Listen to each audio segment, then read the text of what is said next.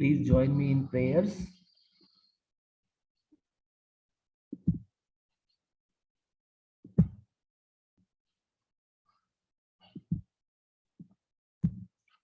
Om Namo Bhagavate Vasudevaya. Om Namo Bhagavate Vasudevaya. Om Namo Bhagavate Vasudevaya. Narayanam Namaskrityam Naram Chaiva Narottamam देवीं सरस्वतीं व्यासं ततो जयमुदीरयेत् नष्टप्रायेषु अभद्रेषु नित्यं भागवत सेवया भगवती उत्तमा श्लोके भक्तिर्भवति नैष्ठिकी।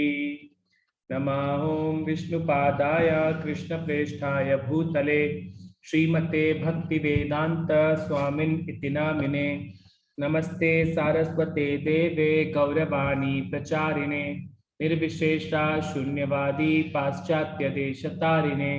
जय श्री कृष्ण चैतन्य प्रभु नित्यानंदा श्री अद्वैत गदाधरा श्रीवासादि गौर भक्त वृंदा।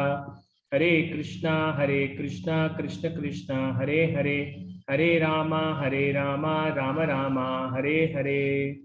श्री राधा वृंदावन चंद्र की जय, श्री गौर निताय की जय, श्रील प्रभुपाद की जय। Welcome all of you for today's Srimad Bhagavatam session.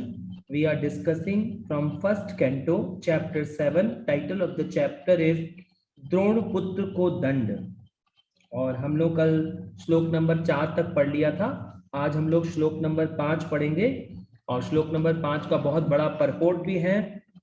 तो देखिए कल के श्लोक में क्या बोला था, जो अब यहाँ पे कौन समझा रहे हैं, ये शौनक आदि ऋषि प्रश्न पूछे हैं सूत गोस्वामी से, और उन सब के मन में बहुत इच्छा है कि हम फर्दर भागवतम सुने, क्योंकि नारद मुनि ने व्यासदेव जी को डायरेक्शन दिया है कि आप भागवतम लिखिए, और नारद मुनि ने अपने बारे में एक्सप्लेन किया कि मैं किस प्रकार, मुझे जो भक्ति वेदांतिस्ट होते हैं, जो ग्रेट पर्सनालिटी होते हैं, भगवान के परम भक्त होते हैं, उन्होंने मुझे किस प्रकार ब्लेस किया, इस डिवोशनल सर्विस में मुझे इनिशिएट किया, इस भक्ति में मुझे आगे बढ़ाया, और किस प्रकार मुझे भगवान के साक्षात दर्शन हो सके, और मेरे को किस प्रकार ये मटेरियल बॉडी से मैं निकलकर मुझे ट्रांसेंडेंटल बॉडी के साथ भगवान ने ब्लेस किया, और मुझे वीणा दी, जिस वीणा को लेकर मैं पूरे संसार में प्रचार करता हूँ, भगवान का ग्लोरिफिकेशन करता हूँ।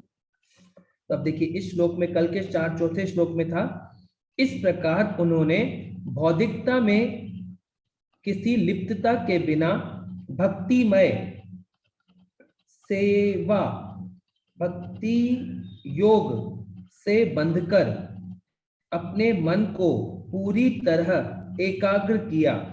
इस तरह उन्होंने परमेश्वर के पूर्णतः अधीन उनकी बहिरंग शक्ति के समेत उनका दर्शन किया।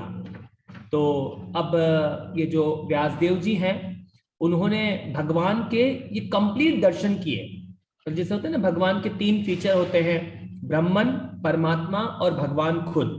तो उन्होंने कंप्लीट दर्शन होते हैं भगवान के। उन्होंने बहिरंग शक्ति में भी भगवान को देखा, और भगवान को अपने हृदय में भी देखा, और साथ में जो भगवान के साक्षात दर्शन होते हैं, खुद कृष्ण के दर्शन होते हैं, वो भी उनको कंप्लीट भगवान के दर्शन हुए, इंक्लूडिंग बहिरंग शक्ति, इंक्लूडिंग ये पूरे भौतिक संसार में भी उनको भगवान नजर आए।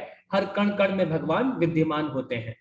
तो इस प्रकार वेद व्यास जी को अब संपूर्ण दर्शन हुए हैं और भगवान को अपने हृदय में समाहित किए हैं। और हम लोग अगले श्लोक को पढ़ते हैं। अगला श्लोक बहुत सुंदर है, इसमें बहुत डिटेल में एक्सप्लेन किया गया है कि माया क्या होती है। तो मेरे साथ इसका परपोर्ट बहुत ग्रेट, बहुत बड़ा परपोर्ट है, तो मेरे साथ पढ़ने के लिए आएंगे इस परपोर्ट को सुनीता आशुतोष माता जी। मैंने आपको अनम्यूट किया है।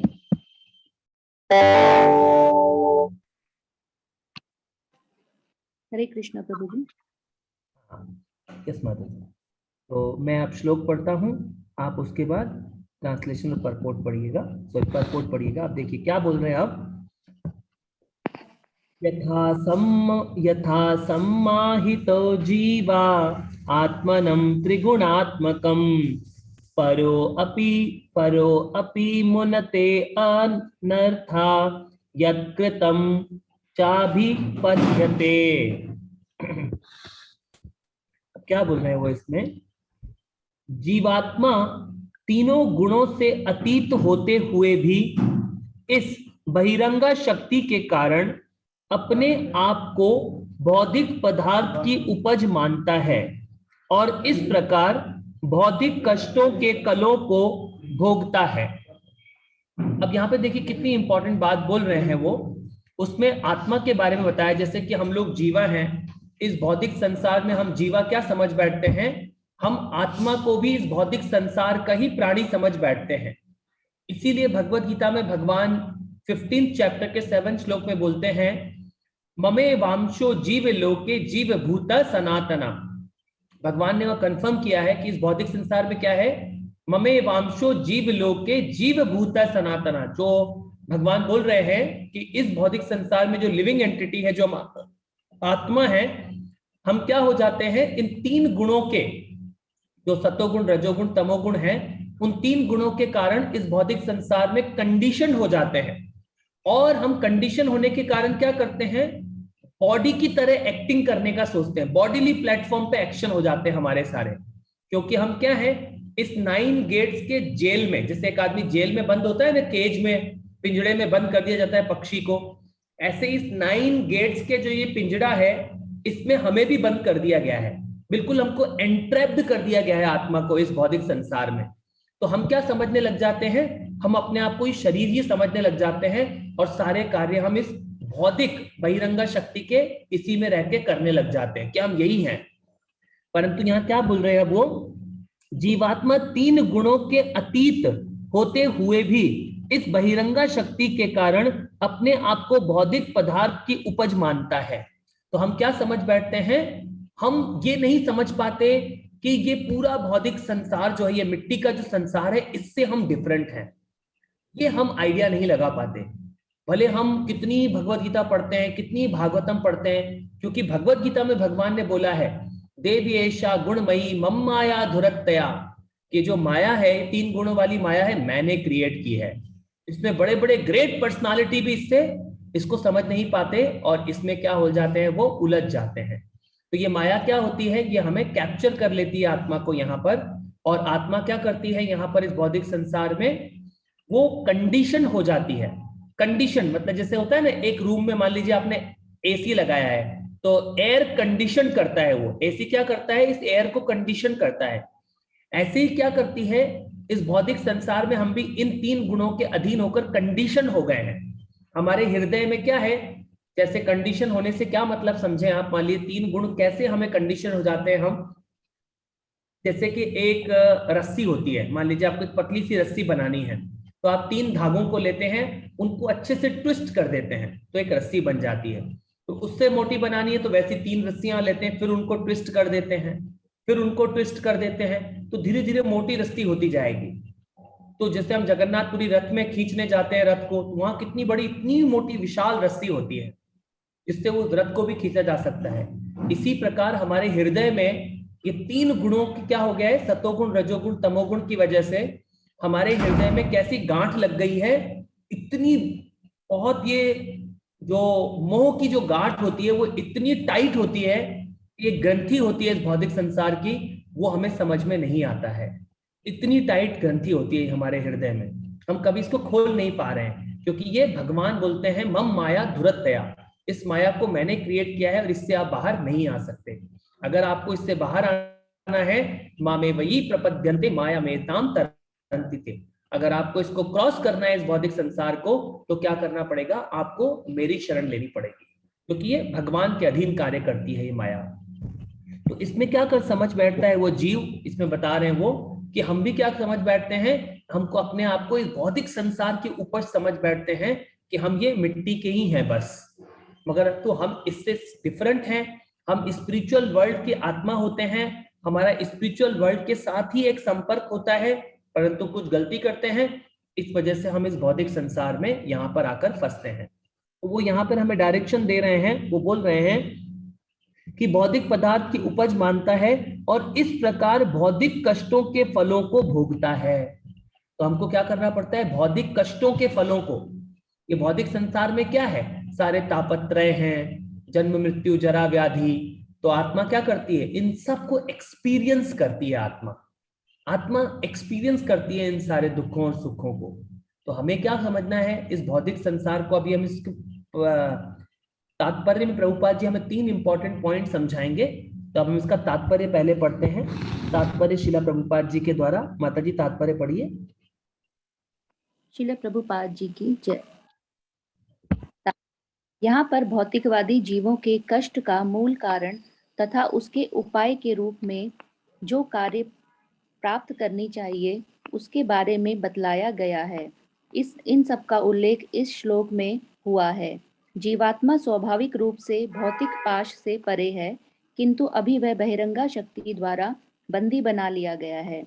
अतः वह अपने आप को भौतिक पदार्थों की उपज में से एक मानता है। अतएव इस अपवित्र संपर्क से विशुद्ध आध्यात्मिक जीव भौतिक प्रकृति के गुणों के अधीन कष्ट सहता है। जीवात्मा भ्रमवश अपने को भौतिक पदार्थ मान बैठता है। इसका अर्थ यह हुआ कि भौतिक स्थिति के बस में होने के कारण उसके सोचने, अनुभव करने तथा चाहने की विकृत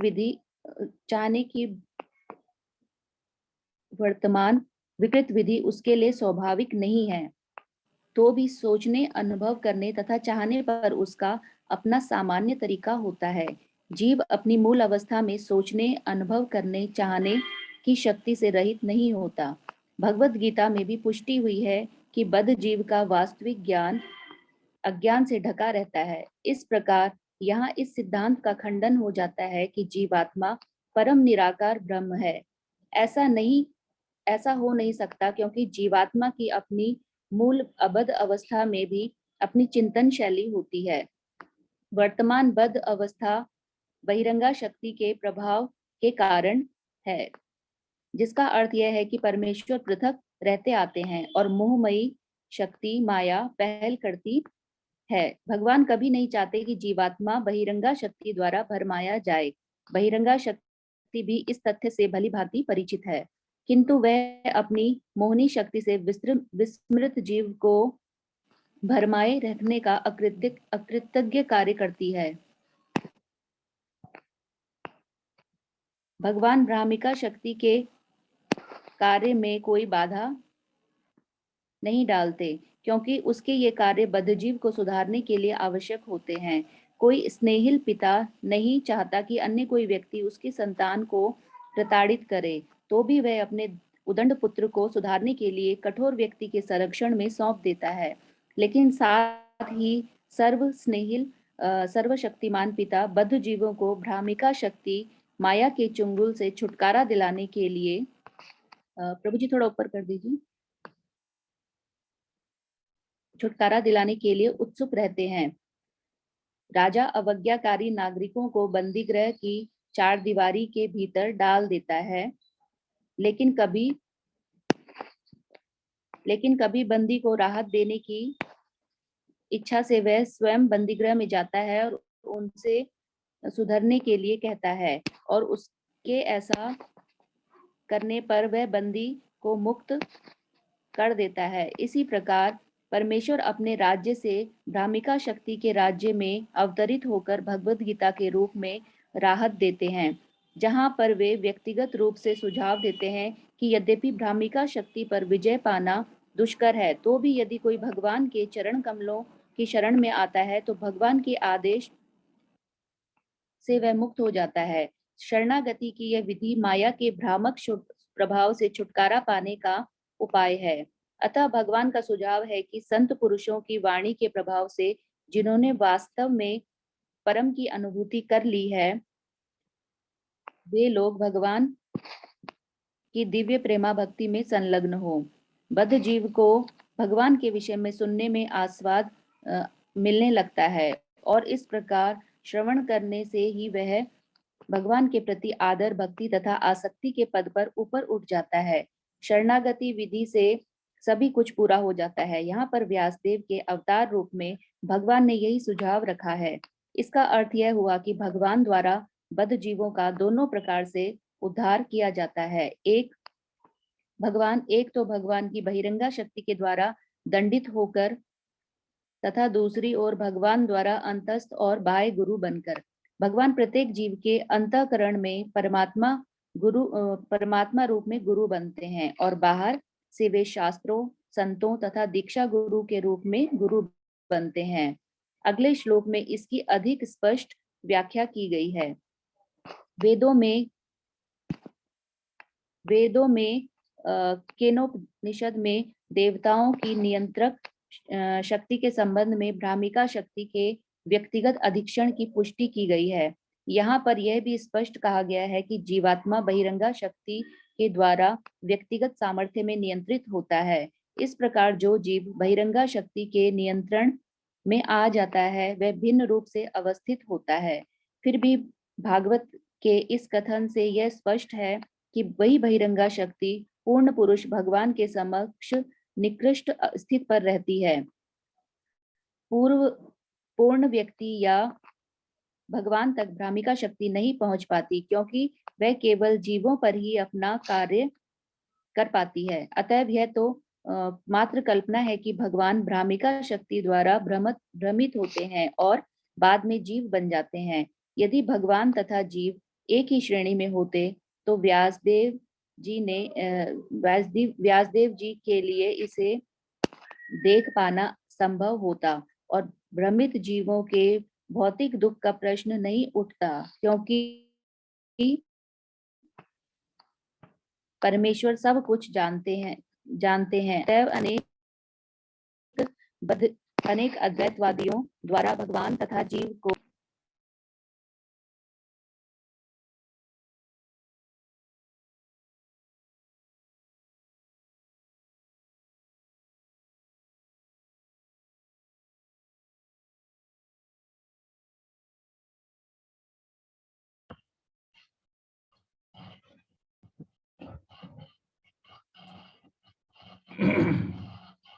हरे कृष्णा। आई थिंक माता जी डिस्कनेक्ट हो गए हैं, तो आगे मैं पढ़ देता हूँ।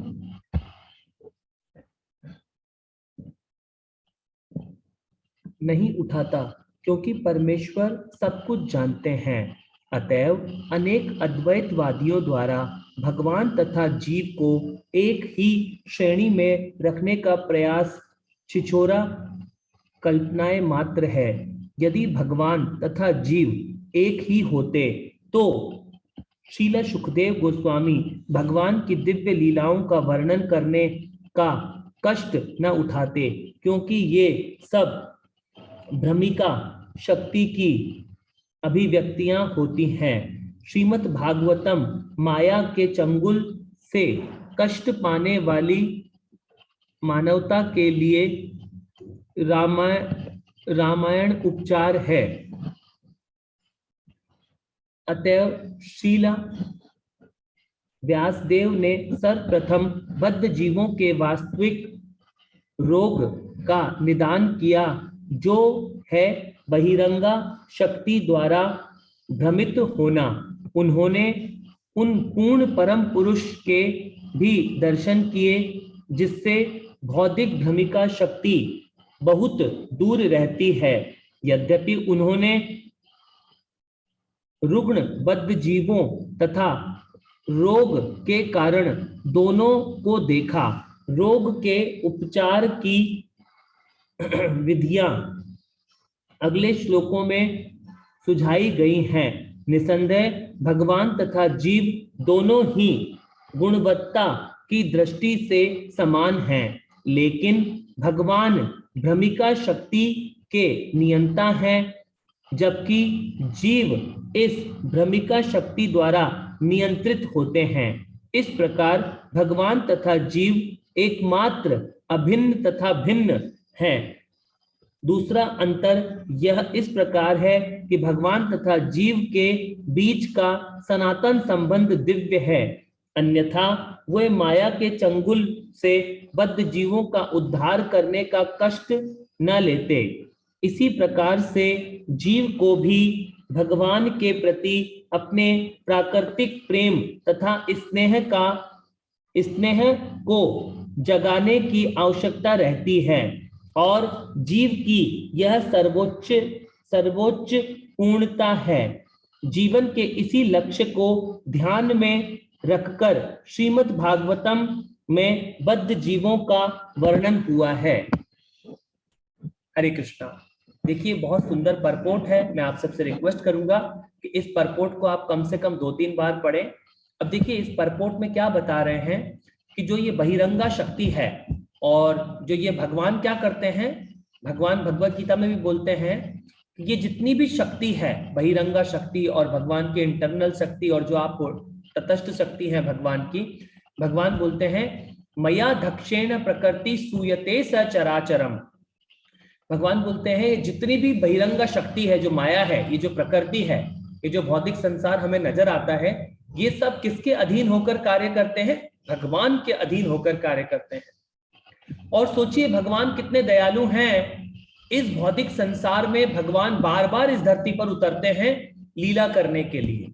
जैसे कि आज से 5000 साल पहले भगवान श्री कृष्ण स्वयं इस धरती पर उतरे बहुत सुंदर लीला करने के लिए, और उन्होंने बाल रूप में यहाँ पे मथुरा वृंदावन धाम में बहुत सुंदर से लीलाएं की। तो इसकी क्या आवश्यकता आ गई थी भगवान को कि भगवान खुद उतर के आए इस धरती पर लीला करने के लिए? क्या जरूरत होती है भगवान को? जैसे कि मान लीजिए कभी कभी भारत के जो प्रधानमंत्री होते हैं नरेंद्र मोदी जी, वो भी कभी कभी जेल में जाते हैं, करेक्ट, और कई कैदियों से मिलते हैं वहां जाकर, ताकि क्या हो सके, कैदियों को प्रोत्साहन मिल सके, वो अपने आप को सही कर सके। तो एक बार अकबर ने बीरबल से पूछा कि ये भगवान को बार बार ये मॉर्टल, ये मृत्यु का संसार है, ये अंधकारमयी संसार है, यहाँ क्यों आना पड़ता है बार बार? भगवान को क्यों आते हैं भगवान? तो बीरबल ने कहा ठीक है जहां पना, जब टाइम आएगा मैं आपको इसका आंसर दूंगा। एक बार क्या होता है, अकबर अपने पुत्र को लेकर और नदी किनारे पर एक छोटा सा पानी का तालाब था, वहां घूमता रहता है।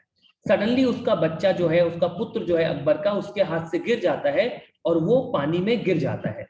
तो तुरंत अकबर क्या करते हैं, अपने राजा के जो कपड़े पहने हुए थे उसी के समय तुरंत पानी में कूद जाते हैं और अपने पुत्र को बचाने का प्रयास करते हैं। जब वो फाइनली किसी तरीके से संघर्ष करने के बाद अपने पुत्र को बचा लाते हैं, तो फिर उनको बीरबल बोलते हैं देखिए जहांपना, आपने क्या किया, आपने ये नहीं देखा कि आपकी इतनी बड़ी सेना खड़ी हुई थी और मैं भी आपके वहीं खड़ा हुआ था। आप चाहते तो मुझे भी ऑर्डर दे सकते थे इस सब कार्य को करने का, परंतु आपने तुरंत क्या किया, आप तुरंत खुद कूद पड़े इस पानी में अपने पुत्र को बचाने के लिए। ऐसे ही वो दयालु भगवान होते हैं, क्योंकि हमारा भगवान के साथ परम संबंध होता है, इटरनल, जिसमें बताया गया है ना भगवान के साथ हमारा कैसा संबंध है, इटरनल संबंध है आत्मा का और कृष्ण का। भगवान के साथ हमारा इटरनल संबंध है, इसलिए भगवान क्या करते हैं, हमको बचाने के लिए बार बार यहाँ आते हैं और सुंदर लीला करते हैं, ताकि हम भगवान की लीलाओं से आकर्षित हो सकें और भगवान को जानने का एटलीस्ट प्रयत्न करें कि कौन है वो एब्सोल्यूट पर्सनालिटी जिसके साथ मेरा रियल रिश्ता है। ये मटेरियल बॉडी का रिश्ता नहीं है, आत्मा का कृष्ण के साथ इटरनल रिश्ता है। तो इसी रिश्ते को और ज्यादा एस्टेब्लिश करने के लिए भगवान क्या करते हैं, भगवान के जो प्योर भक्त होते हैं, जैसे कि शीला प्रभुपाद जी हैं, जो इस प्रकार के जो ग्रेट पर्सनालिटी इस धरती पर आते हैं, ये गोलोका पर्सनालिटी होते हैं, इस धरती पर वो आते हैं और क्या करते हैं, वो भगवान की कृपा को स्थापित करते हैं। जैसे कि प्रभुपाद जी इस धरती पर आए, प्रभुपाद जी ने इतने सारे मंदिर स्थापित किए, प्रभुपाद जी ने भगवत गीता भागवतम हमें इंग्लिश में दे दिया, नहीं तो ये नॉलेज अवेलेबल नहीं था।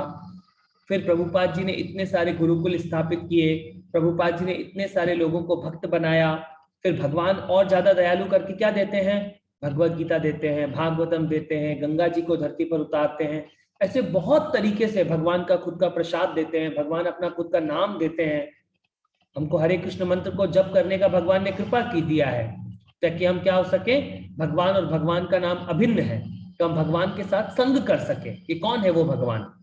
तो इस प्रकार जो ये प्रभुपाद जी जैसे ग्रेट पर्सनालिटी होते हैं, वो क्या करते हैं, इस धरती पर भगवान की कृपा को स्थापित करते हैं, ताकि क्या हो सके, हम भगवान के साथ अपने संबंध को समझ सकें कि हमारा भगवान के साथ क्या संबंध है, और उस संबंध में हम क्या कर सकें, प्रोग्रेस कर सकें।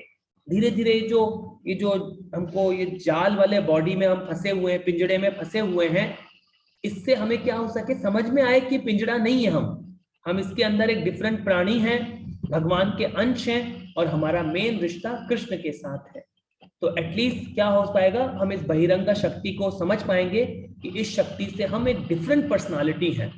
जब हमें समझ में आता है इस ज्ञान के द्वारा, तो हमारे हृदय में बहुत तीव्र इच्छा जागती है कि मुझे इस भौतिक संसार से अब निकलना है। तो यही यहाँ पे बता रहे हैं इस श्लोक में। तो आज की कथा को हम यहाँ विराम करते हैं, और अभी किसी भक्त का कोई प्रश्न है तो आप पूछ सकते हैं। हरे कृष्ण। अगर किसी का कोई